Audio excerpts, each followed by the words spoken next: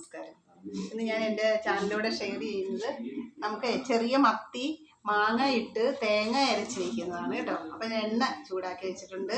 ഉലുവായും കടുവൊക്കെ ഇട്ട് കൊടുത്ത് നമുക്കിങ്ങോട്ട് അതൊന്ന് പൊട്ടിക്കാം. അതിന് ശേഷം മാങ്ങ അരിഞ്ഞു, പച്ചമുളക് അരിഞ്ഞു, അതിൻ്റെ കൂടെ ചെറിയ ഉള്ളി, വെളുത്തുള്ളി, പിന്നെ ഇഞ്ചി, കറിവേപ്പിലയും കൂടി ഇട്ടിട്ടുണ്ട്.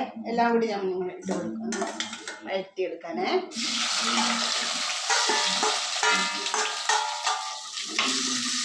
അരിച്ചിട്ട് ഞാൻ തേങ്ങ, മഞ്ഞൾപ്പൊടി, കുറച്ച് മുളക് പൊടി, മല്ലിപ്പൊടി ഇതെല്ലാം കൂടി ഒന്ന് ചേർക്കുവാണ്. അപ്പം ഇതെല്ലാം കൂടി ഒന്ന് ചേർത്ത് ഒന്ന് തിളച്ച് വരിക. കുറച്ച് ഉപ്പും കൂടി നമുക്ക് ഇട്ട് കൊടുക്കാം.